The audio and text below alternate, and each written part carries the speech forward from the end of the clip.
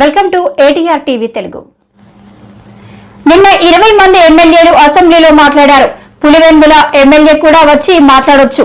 ఇంట్లో కూర్చొని ప్రెస్ మీట్లు, ఇంట్లో కూర్చొని వీడియోలు ఎందుకు జగన్ అని హోంమంత్రి అనిత ఫైర్. ఆడపిల్లల మీద నోటికొచ్చినట్టు ఈరోజు మా ఇంట్లో ఆడపిల్లలు, పవన్ కళ్యాణ్ గారి ఇంట్లో ఆడపిల్లలు, లేకపోతే చంద్రబాబు నాయుడు గారి గురించా, మన లోకేష్ బాబు గారి గురించా కాదు, రేపొద్దున మా దగ్గర నుంచి మీ ఇంట్లో ఆడపిల్లల వరకు కూడా వస్తారు. మన ఇంట్లో ఆడపిల్లలు, మీ ఇంట్లో ఆడపిల్లల గురించి కూడా మాట్లాడే పరిస్థితులు వస్తాయి. ఇలాంటి వాళ్ళని కట్టుదిట్టం చేయాలి, దీనికి ఒక స్పెషల్ యాక్ట్ తీసుకురావాలి అని ఒకే ఒక ఉద్దేశంతో ఈరోజు చంద్రబాబు నాయుడు గారు చేస్తున్న ఈ పనిని మీరందరూ కూడా స్వాగతించాల్సిందిగా, మీరందరూ కూడా సపోర్ట్ చేయాల్సిందిగా ప్రజలందరికీ విన్నవించుకుంటూ సెలవు తీసుకుంటున్నాను.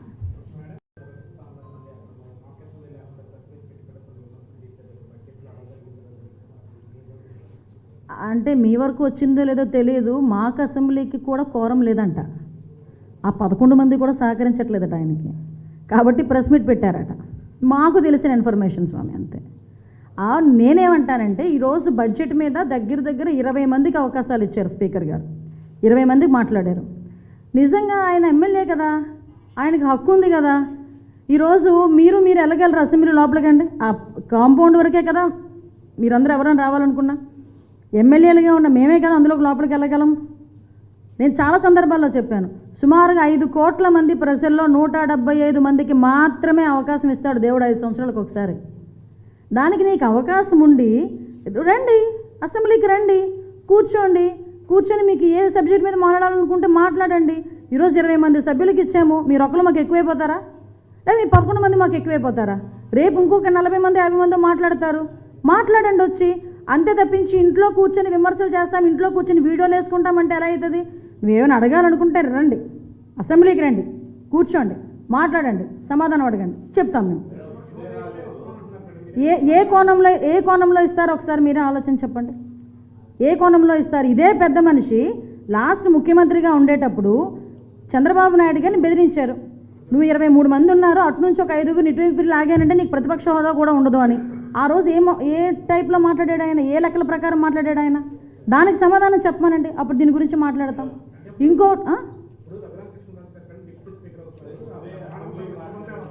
విషయం ఏంటంటే మీరు మానవతా దృక్పథం అంటున్నారు, మాకు మానవతా దృక్పథం కాదు, యాజ్ పర్ రూల్ 2 బాబు అంటున్నాం. ఈ మధ్యనే మీకు అర్థమవుతుందో లేదో తెలియదు, నేను ఈరోజే చూసా, రఘురామకృష్ణరాజు గారు కనుక డిప్యూటీ స్పీకర్ ఇచ్చి ఆల్రెడీ స్పీకర్గా అయ్యన్ పాత్ర గారు ఉన్నారు, మళ్ళీ ఇప్పుడు రఘురామకృష్ణరాజు గారు కనుక డిప్యూటీ స్పీకర్ అయిన తర్వాత నిజంగా ప్రతిపక్ష హోదా ఇచ్చినా ఆయనైతే అసెంబ్లీకి రాడు అని పందేలు కడుతున్నారు. ఎన్ని రూపాయలకో తెలుసా? 11 రూపాయలకి. అంతేనండి, అర్థం చేసుకోండి.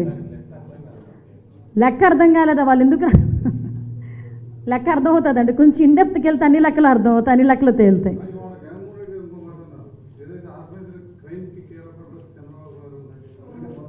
దీన్నే అంటారనమాట, దొంగోడు పరిగెడుతూ దొంగ దొంగ దొంగ దొంగ అంటుంటాడట.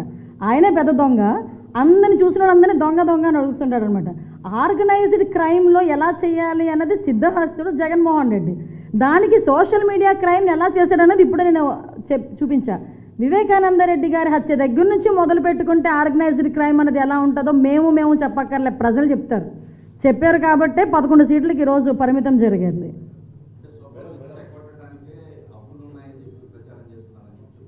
అంటే విషయం ఏంటంటే ఆలోచన కలిగిన ప్రతి ఒక్కరు, ఆలోచించదగ్గ ప్రతి ఒక్కరికి ఈరోజు మన రాష్ట్రం తాలూకా ఆర్థిక పరిస్థితి ప్రతి ఒక్కరికి అర్థమైంది. నిన్న చాలా మంచి మీటింగ్ జరిగింది, బడ్జెట్ మీద చాలా మంచి మీటింగ్ జరిగింది. ఒక ట్రైనింగ్ ఇచ్చారు, బడ్జెట్ ఎలా ఉంటుంది ఎలా ఉంటుందని. అలాంటి వాటికి వాళ్ళ ఎమ్మెల్యేలను కూడా పంపించడమో ఈయన రావడమో చేస్తే కనీసం బడ్జెట్ అంటే ఎలా ఉంటుంది, బడ్జెట్ని ఎలా పెట్టాలి, ఎలాగ సంపదను సృష్టించాలి, ఎలా సంక్షేమ కార్యక్రమాలు ఇవ్వాలన్న సంగతి తెలుస్తుంది. అంతేగాని ఇంట్లో కూర్చొని నేను ఏదో ఉన్న పరదాలు కట్టుకొని నేను వచ్చేసరికి ఏంటది పొగడాలి, జగన్మోహన్ అని ఒకడు, నాయన ఈ నాయన అని ఒకడు మాట్లాడడం, అది కాదు రాజకీయం అంటే. నేనేమంటానంటే సూపర్ 6 మా బాధ్యత, సూపర్ 6 అన్నది మా బాధ్యత.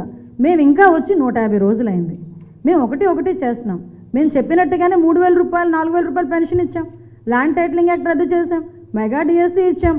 మీరు నమ్ముతారా? 150 రోజులకి 150 స్కీములకు సంబంధించి మేము చెప్తాం మేమేం చేసామన్నది. ఆ దమ్ము మా దగ్గర ఉంది. రమ్మనండి, వస్తే చెప్తాం. అంతే తప్పించి మేము ఏదో డైవర్షన్ పాలిటిక్స్ గురించి మాట్లాడుతున్నామంటే అసలు డైవర్ట్ అవుతున్నాడు ఆయన, డైవర్ట్ అయిపోతున్న వ్యక్తి అతను. ఎప్పుడు డైవర్షన్ పాలిటిక్స్లోనే ఉంటాడు, అది వేరే విషయం. బట్ విషయం ఏంటంటే ఇప్పటికీ కూడా బడ్జెట్ మీద అక్కడెక్కడో కూర్చొని ఇంట్లో కూర్చొని మాట్లాడి స్లైడ్లు వేసుకోవడం ఎందుకు? రావా ఇక్కడికి, ఎమ్మెల్యే కదా, రండి వచ్చి కూర్చొని ఇక్కడ మాట్లాడుకుందాం.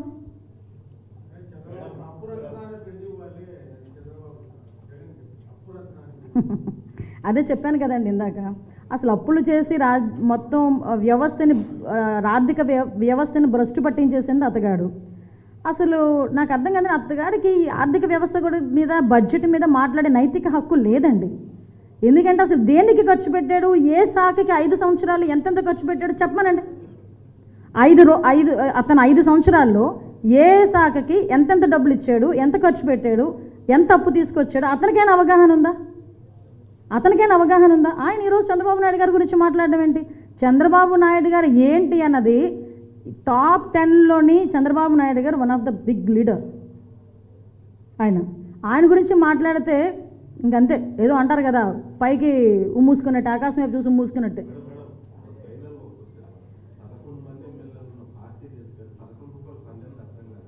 అసలు అర్థం కాలేదా? అంటే జనాలు టాకబ్బా 11 రూపాయలు పందెం వేస్తున్నారట, అంతకు మించి స్థాయి లేదు లేదని, లేకపోతే ఇక్కడ రాజ్యాంగం సరిగా ముందుకెళ్ళట్లేదని, అక్రమ అరెస్టులు చేస్తున్నారని గగ్గోలు పెట్టే పరిస్థితి కనిపిస్తూ ఉంది. అసలు వెళ్ళిన నాయకులకి నాకు ఒకటి సూటి ప్రశ్న, అక్కడికి వెళ్ళిన నాయకులు ఎవరైతే ఎన్హెచ్ఆర్సీకి వెళ్ళారో అక్కడ నాయకులకి ఇక్కడ సోషల్ మీడియా యాక్టివిస్టులు, వైఎస్ఆర్సీపీ సోషల్ మీడియా యాక్టివిస్టులు ఎవరి మీద ఎలాంటి పోస్టులు పెడుతున్నారో కనీసం తెలుసా? ఇది నాకు సూటి ప్రశ్న. ఎందుకంటే అందులో వైవి సుబ్బారెడ్డి గారు ఉన్నారు, ఇంకా పెద్దలు చాలామంది ఇంచుమించు 4-5 ఎంపీలు ఉన్నారు.